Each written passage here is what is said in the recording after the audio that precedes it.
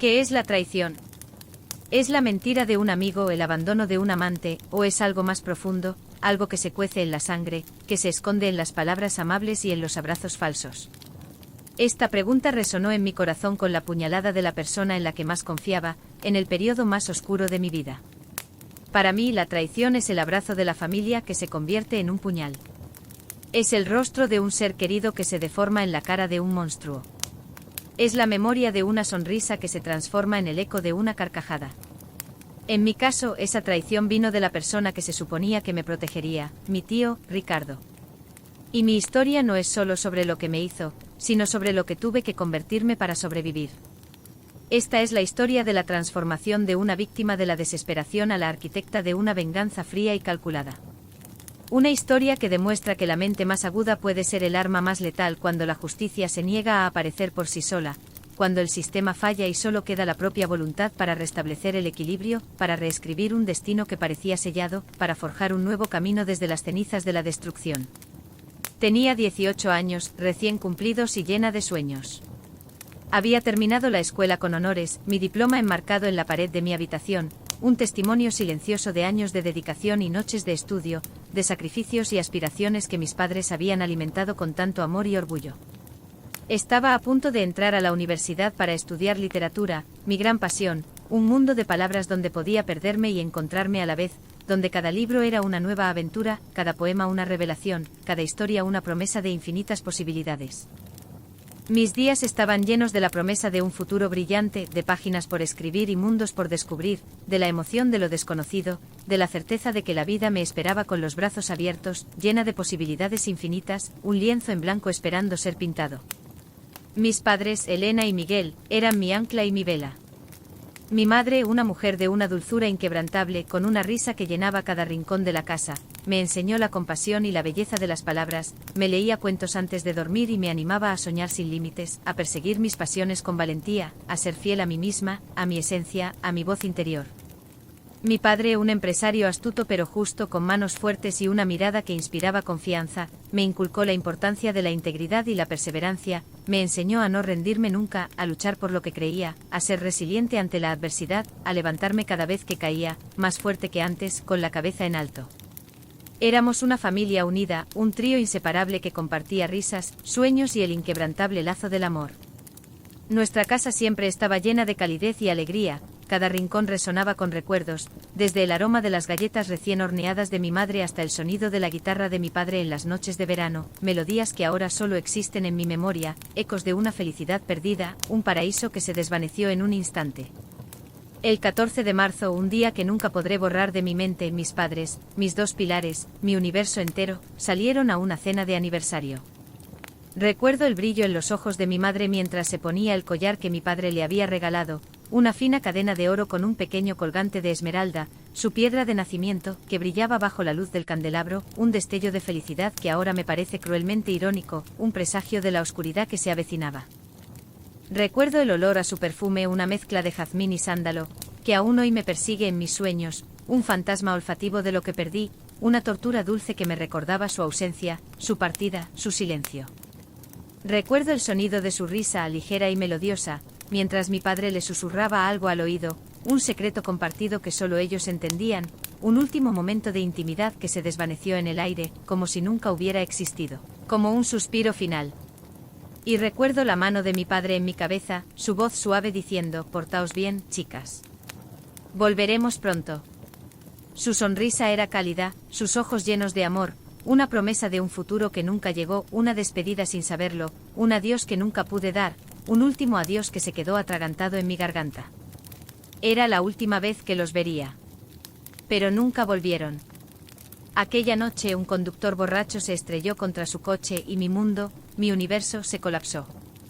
Un instante antes todo era normal, la vida seguía su curso predecible, llena de planes y esperanzas, de risas y sueños, de la inocencia de la juventud. Un instante después, todo era un silencio ensordecedor, un vacío que se tragó cada sonido, cada color, cada esperanza, dejándome en una oscuridad absoluta, un abismo de desesperación, un agujero negro en mi alma que amenazaba con consumirme por completo. La noticia llegó como un golpe físico, un puñetazo en el estómago que me dejó sin aliento, con los pulmones ardiendo y la mente en blanco, incapaz de procesar la magnitud de la tragedia, la crueldad del destino, la injusticia de la vida que me había arrebatado lo más preciado. Los días siguientes se fundieron en una neblina de dolor y confusión, un torbellino de trámites funerarios, condolencias vacías y la abrumadora sensación de orfandad que me aplastaba el pecho, dejándome sin aire, sin propósito, sin ganas de vivir. Una existencia sin sentido, un alma a la deriva. Mi vida se detuvo. Mi casa, que antes resonaba con risas y música, se convirtió en un mausoleo de recuerdos, cada objeto un fantasma de lo que fue, cubierto por una capa de polvo que reflejaba mi propia inmovilidad, mi incapacidad para seguir adelante, para encontrar un sentido, para respirar, para simplemente existir. Las fotografías en los estantes parecían burlarse de mi soledad, sus sonrisas congeladas en el tiempo, mientras yo me desmoronaba en el presente, incapaz de moverme, de pensar, de sentir, de existir, un alma a la deriva en un mar de pena, un barco sin rumbo en una tormenta sin fin, sin un faro que me guiara.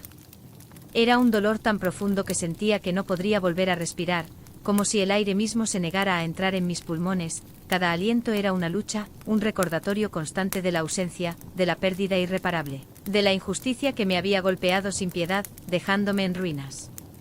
En esos días grises, llenos de funerales, papeleo legal y la abrumadora sensación de orfandad, llegó él. Ricardo. El hermano de mi padre. Siempre había sido el patrón de la familia, un hombre de negocios impecablemente vestido, con un porte elegante y una sonrisa que desarmaba a cualquiera, pero que yo, en mi inocencia y mi dolor, no había sabido ver la sombra que ocultaba. Sus ojos, aunque sonreían, nunca alcanzaban la calidez de los de mi padre. Había una frialdad, una astucia calculada que yo, en mi vulnerabilidad, confundí con fortaleza, con la seguridad que tanto anhelaba en medio de mi desolación, en mi momento más débil. Se presentó como el pilar que me faltaba, el protector que mi padre había sido, el salvador que mi alma rota necesitaba desesperadamente, un ángel caído del cielo, pero con alas de oscuridad. Él se presentó como mi salvador. En el funeral, me abrazó tan fuerte que sentí que era el único refugio que me quedaba en un mundo que se había vuelto hostil, un naufragio de mis esperanzas, un desierto de dolor donde solo él parecía ofrecer un oasis.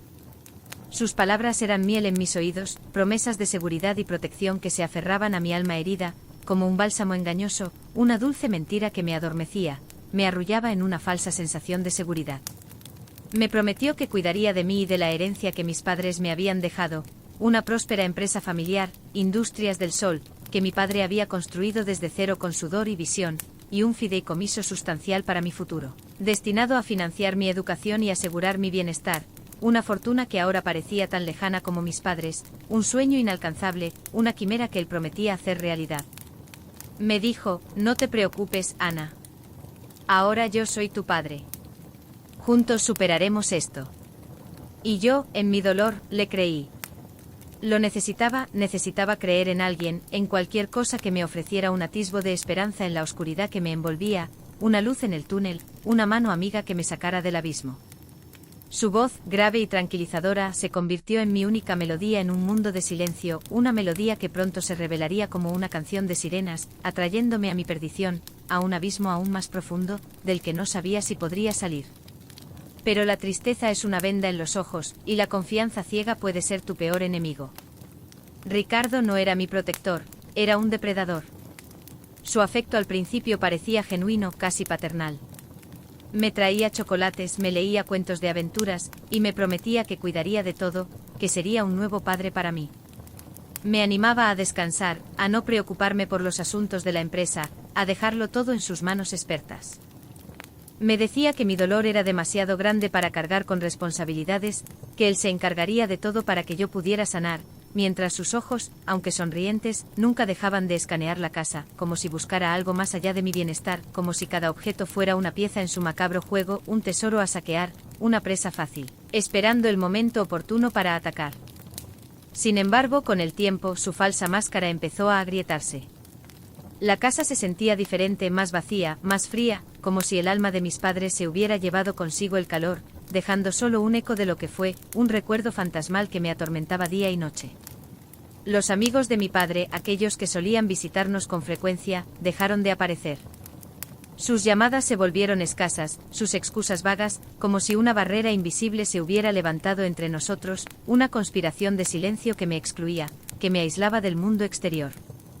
Los viejos empleados de la empresa, a los que había conocido desde niña, aquellos rostros familiares que habían trabajado codo a codo con mi padre durante décadas, desaparecieron uno a uno, reemplazados por caras nuevas y desconocidas que me miraban con una mezcla de lástima y cautela, como si supieran algo que yo no, algo oscuro y peligroso que se cernía sobre mí, una amenaza invisible que se acercaba sigilosamente. Una inquietud silenciosa comenzó a crecer en mi interior, una sombra que se negaba a disiparse con sus sonrisas forzadas y sus promesas vacías. Era un presentimiento, un escalofrío que recorría mi espalda cada vez que Ricardo hablaba de reestructuración o optimización, palabras que sonaban inocentes pero que ahora me parecían cargadas de una intención oculta, un veneno lento que se infiltraba en mi vida, corroyendo mi confianza, mi esperanza. Un día, una llamada inesperada de un contador al que mi padre había despedido de forma muy sospechosa, un hombre llamado Carlos, me puso en alerta. Su voz, normalmente firme, temblaba al otro lado de la línea, casi un susurro de advertencia, cargado de miedo y urgencia, un grito silencioso que solo yo podía escuchar. Señorita Ana, dijo con un tono de urgencia apenas disimulado, me temo que el señor Ricardo no está haciendo las cosas bien con la empresa. Se ha deshecho de todos los viejos empleados, y he visto movimientos de fondos muy extraños. No puedo decir más, pero tenga cuidado. Su padre era un hombre honorable, y lo que está pasando no es correcto. Con esa simple llamada, una pequeña fisura se abrió en la venda de mi ceguera, y la luz, aunque tenue, comenzó a filtrarse, revelando las sombras que antes no veía, la verdad que se había ocultado a plena vista, un rompecabezas que empezaba a armarse pieza por pieza, revelando una imagen monstruosa de traición y avaricia. Fue entonces cuando empecé a prestar atención. Me escondía en mi habitación, fingiendo que mi depresión era tan profunda que no quería ver a nadie, que solo deseaba la soledad de mis libros, mi refugio, mi santuario personal.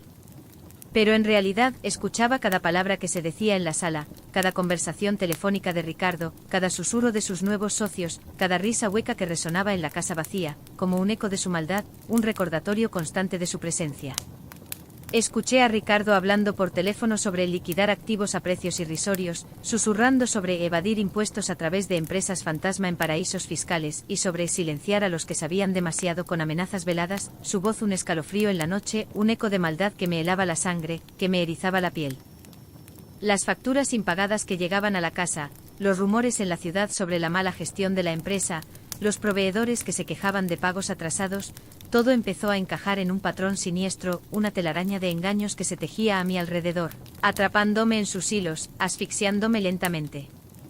La verdad se revelaba lentamente como una herida que se abre y supura, dejando al descubierto la podredumbre, la corrupción que se había apoderado de todo lo que mis padres habían construido, de todo lo que me quedaba, de mi futuro, de mi vida. Y luego un día, mientras él no estaba, me aventuré en su estudio, un lugar que antes era sagrado y ahora se sentía profanado por su presencia, un santuario convertido en guarida de un lobo, un lugar donde se tramaban oscuras conspiraciones. Encontré un documento en su escritorio, oculto bajo una pila de papeles sin importancia, como si intentara esconder su verdadera intención, su plan macabro, su sentencia de muerte para mí. Era una solicitud formal para declararme mentalmente incompetente, alegando que mi dolor por la pérdida de mis padres me había incapacitado para tomar decisiones racionales y que necesitaba ser tutelada. El documento detallaba planes para internarme de por vida en un sanatorio privado, lejos de todo y de todos, donde mi voz sería silenciada y mi existencia borrada, una prisión sin barrotes, pero con paredes invisibles, un destino peor que la muerte, un infierno en vida, una condena eterna, sin posibilidad de escape. Si lo conseguía, no solo se haría con el control total de la herencia, sino que me encerraría de por vida en una prisión mental, despojándome de mi libertad y mi identidad, convirtiéndome en un fantasma, una sombra de lo que fui, un recuerdo borroso, una existencia vacía, sin alma. La firma de su abogado ya estaba ahí, esperando solo la mía, un sello de mi condena, un pacto con el diablo, una traición final que me destruiría por completo. Me quedé helada, el aire se me atascó en la garganta, mis pulmones se negaban a respirar, mi corazón latía con una furia silenciosa, un tambor de guerra que resonaba en mi pecho, anunciando la batalla. Fue como si el último vestigio de mi inocencia y mi dolor se evaporara, dejando solo una claridad gélida y una determinación férrea que nunca antes había sentido, una sed de justicia que me consumía, una llama que ardía en mi interior, inextinguible, imparable. En ese instante la pena se convirtió en furia. No era una furia ciega, de esas que te consumen y te dejan vacía, sin rumbo, sin control, sin nada. Era un frío, calculado resentimiento que se instaló en mis huesos y me heló la sangre, una determinación inquebrantable que me impulsaba hacia adelante, hacia mi objetivo, sin dudar, sin mirar atrás. Ricardo había subestimado el dolor de una hija, y ahora pagaría el precio. Había confundido mi luto con debilidad, mi silencio con sumisión, mi vulnerabilidad con una oportunidad, un error fatal que le costaría todo, su imperio, su vida. Pero no sabía que en las profundidades de mi desesperación, había encontrado una fuerza que él nunca podría comprender, una chispa de resistencia que se encendió en la oscuridad, transformándome en algo que él nunca esperaría, en su peor pesadilla, en la personificación de su karma. Mi mente que él intentaba declarar incompetente se convirtió en mi arma más afilada, mi escudo más fuerte, mi laboratorio de venganza, donde cada pensamiento era una estrategia, cada idea un plan, cada cálculo un paso hacia su caída. Cada lágrima derramada se transformó en una gota de veneno, cada noche de insomnio en una hora de planificación, cada suspiro en un paso hacia mi objetivo, cada recuerdo doloroso en un ladrillo para mi fortaleza, mi inexpugnable fortaleza, mi bastión de acero, mi prisión de determinación. La venganza no sería un arrebato, sino una sinfonía meticulosamente orquestada, cada nota, cada silencio parte de una obra maestra de retribución, una danza mortal, un juego de ajedrez donde yo era la reina y él un peón, destinado a caer, a ser sacrificado. Lo que mi tío no sabía era que en medio de su avaricia y su prisa por despojarme de todo, había pasado por alto el verdadero valor del legado de mi padre, un antiguo archivo de datos, un libro de contabilidad digital que él había mantenido meticulosamente desde los inicios de la empresa. Mi padre, un hombre previsor y desconfiado por naturaleza, había creado este archivo como una salvaguarda, un registro inmutable de cada centavo que había entrado y salido, cada inversión, cada acuerdo, y lo más importante, cada transacción sospechosa que había detectado en los negocios de Ricardo a lo largo de los años. Este no era un simple documento, era una crónica detallada de la corrupción, una hoja de ruta de la avaricia de Ricardo, un mapa de su perdición, un testamento de su maldad, una prueba irrefutable de su culpabilidad. Era un archivo encriptado, oculto en un servidor remoto, al que solo se podía acceder con una clave que mi padre me había enseñado a memorizar cuando yo era una niña, como si fuera un juego, un secreto compartido entre nosotros, un legado de precaución, una herencia de sabiduría, una última defensa, un arma secreta. Él siempre decía, Ana, la verdad es tu mejor defensa. Guárdala bien. Era mías bajo la manga, la pieza clave que Ricardo nunca imaginó que existía, la bomba de tiempo que estaba a punto de explotar en su cara, el arma definitiva, la espada de Damocles, suspendida sobre su cabeza, esperando el momento justo para caer.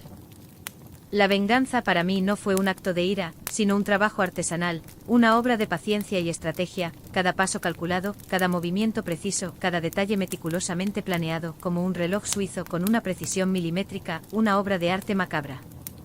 Durante meses me dediqué a trabajar en silencio, tejiendo mi red con la misma meticulosidad con la que mi padre había construido su empresa, ladrillo a ladrillo, secreto a secreto, con una paciencia que asustaría a cualquiera, una paciencia de monje, una paciencia infinita, inquebrantable.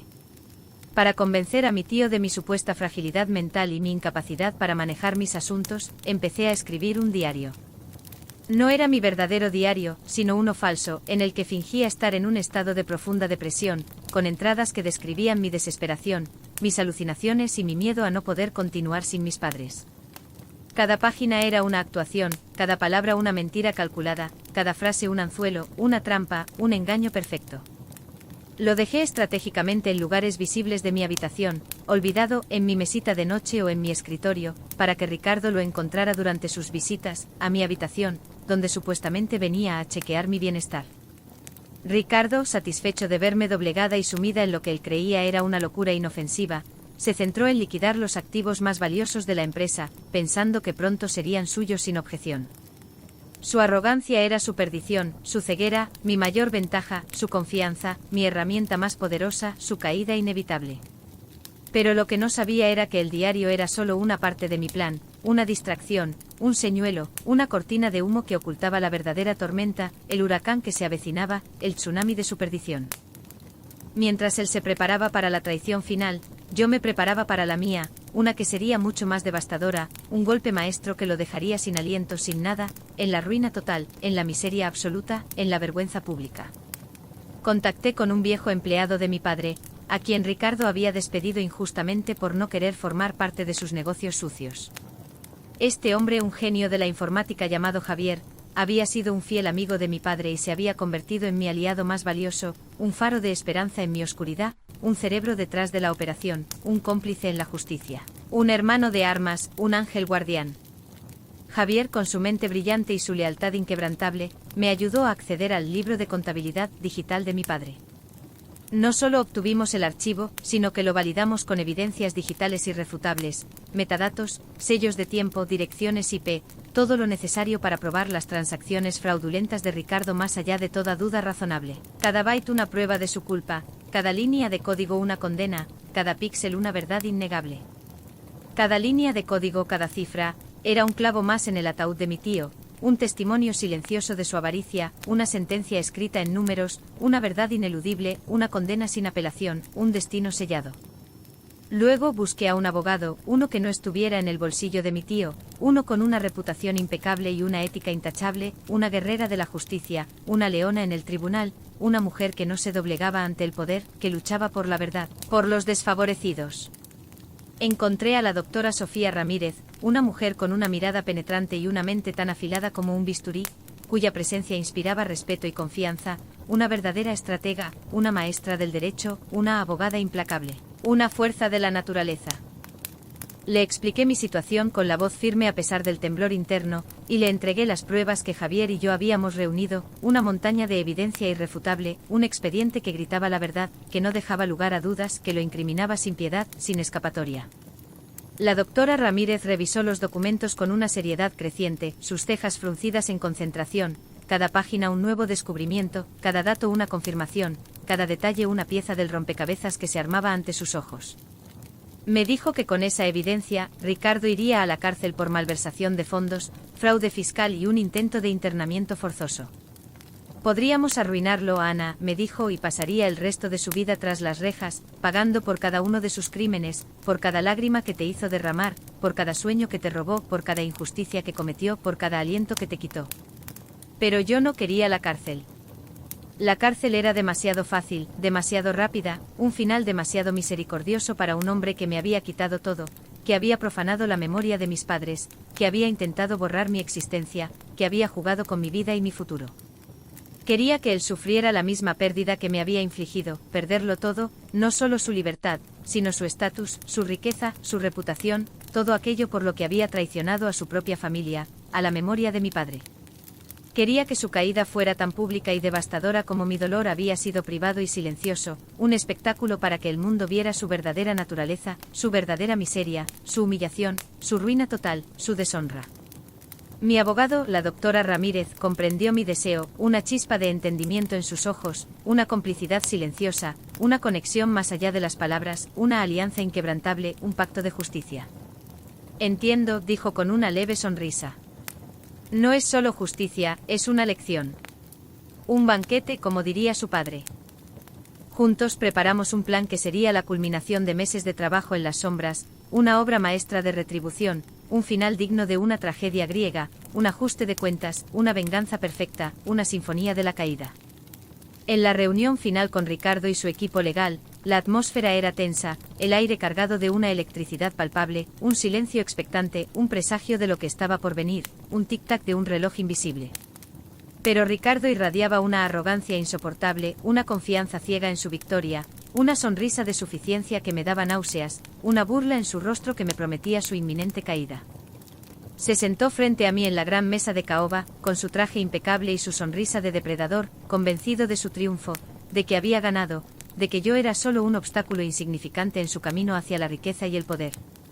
Su abogado, un hombre corpulento con una expresión de superioridad, me dijo que el tribunal había fallado a su favor y que la empresa y el fideicomiso serían transferidos a nombre de Ricardo. No te preocupes, Ana, me dijo Ricardo con un tono condescendiente que me revolvió el estómago, yo me encargaré de ti. Tendrás un lugar cómodo donde vivir, lejos de las preocupaciones del mundo. Su mirada era un triunfo, una burla silenciosa a mi supuesta derrota, un último intento de humillarme, de pisotearme, de aniquilarme, de borrarme del mapa de la existencia.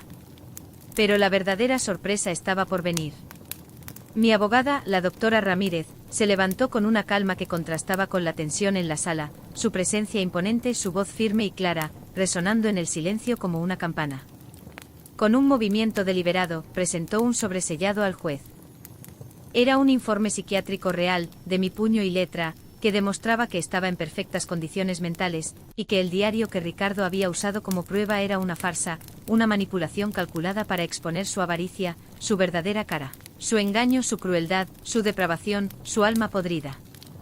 Fue en ese momento cuando la sonrisa se borró de su rostro, reemplazada por una expresión de confusión y luego, de pánico, sus ojos desorbitados, su piel pálida, su cuerpo tembloroso, su mundo colapsando a su alrededor como un castillo de naipes.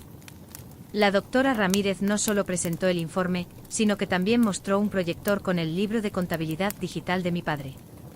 Las pruebas digitales de sus transacciones fraudulentas, los cheques falsificados, las cuentas secretas en el extranjero, los negocios fantasma que había utilizado para desviar fondos. Cada uno de sus crímenes al descubierto, proyectado en la pared para que todos lo vieran, una verdad innegable que lo aplastaba, que lo desnudaba ante el mundo, que lo condenaba sin piedad, sin escapatoria. El aire se volvió denso, cargado de la verdad innegable que se desplegaba ante sus ojos, una verdad que no podía negar, que no podía ocultar, que lo ahogaba, que lo consumía, que lo destruía, que lo reducía a la nada. La habitación quedó en silencio, un silencio sepulcral, roto solo por el sonido de las hojas al pasar en la pantalla y el zumbido del proyector, un sonido que resonaba como un veredicto, como el martillo del juez, como el eco de su caída, de su perdición, de su final. Ricardo, pálido y con los ojos desorbitados, no podía hablar, sus labios temblaban, su cuerpo se encogía, su mundo se desmoronaba a su alrededor, sin esperanza, sin escapatoria, sin un lugar donde esconderse. Su abogado intentó objetar, pero las pruebas eran irrefutables, cada una más contundente que la anterior, cada una un clavo más en su ataúd, sellando su destino, su final, su condena. Mi abogada no pidió la cárcel. Pidió una orden judicial que revocara todas las transacciones de Ricardo desde la muerte de mis padres, declarándolas nulas y sin efecto, como si nunca hubieran existido, como si su avaricia nunca hubiera tocado mi vida, como si su sombra nunca hubiera oscurecido mi camino, mi futuro, mi existencia. Y no solo eso. Pidió que, debido a la mala gestión, el fraude y las deudas masivas que había acumulado en nombre de la empresa, todos los activos personales de Ricardo fueran embargados para cubrir las pérdidas de Industrias del Sol y restaurar el fideicomiso de mis padres. Ricardo, el hombre que me había prometido cuidarme, no solo perdió la empresa que mi padre había construido con tanto esfuerzo. Perdió su casa de lujo, sus coches deportivos, sus cuentas bancarias secretas, sus inversiones, todo lo que había acumulado a costa de la traición, todo lo que lo definía, todo lo que lo hacía sentir poderoso. Perdió su reputación, su estatus social, todo aquello que valoraba más que la vida misma, todo lo que lo hacía sentir superior, todo lo que lo hacía ser Ricardo. Perdió todo. Absolutamente todo. Su vida, su legado, su nombre, todo se desvaneció en un instante. Esta no es una historia de ira o violencia. Es una historia de paciencia, de una venganza tan fría que te hará temblar, una que se sirvió con la precisión de un cirujano, con la calma de un depredador, con la inteligencia de un estratega, con la determinación de una guerrera, con la frialdad de un juez. Es la historia de cómo una joven despojada de todo, encontró la fuerza para levantarse y, con una mente afilada y un plan meticuloso, desmanteló a su depredador, pieza por pieza, ladrillo a ladrillo, hasta que no quedó nada, solo ruinas, solo cenizas, solo el eco de su caída. Hoy en Día de la Venganza les conté cómo con un simple clic, le di a mi tío la lección que nunca olvidaría y le mostré que aunque perdí a mis padres, nunca me perdí a mí misma, que mi espíritu era inquebrantable, mi voluntad de hierro, mi determinación inquebrantable, mi alma indomable, mi fuerza inagotable. Porque en el Día de la Venganza no todos pierden. Algunos finalmente ganan. La balanza de la justicia, aunque lenta, a veces se inclina con un peso abrumador, un peso que no puede ser ignorado, que exige ser reconocido, que clama por ser escuchado, que busca su lugar en el mundo, que restablece el orden. La pregunta que queda es, ¿fue esto justicia, o simplemente la culminación de una venganza meticulosamente orquestada? La línea entre ambas se difumina cuando el dolor se transforma en propósito, y la balanza se inclina con el peso de la verdad. Quizás en el fondo no haya diferencia cuando el resultado es la restauración del equilibrio, la paz que solo la retribución puede traer, la calma después de la tormenta, la justicia poética, el cierre de un ciclo, la victoria del espíritu. No se pierdan ni un segundo de este banquete de justicia, donde cada bocado es una lección y cada final, un nuevo comienzo. ¿Y tú qué piensas? ¿Fue justicia o venganza? Déjanos tu opinión en los comentarios. Y si esta historia te conmovió y te hizo creer en la justicia, dale me gusta a este vídeo y suscríbete a Día de la Venganza para no perderte ninguna de nuestras próximas historias que te harán reflexionar. Hasta la próxima.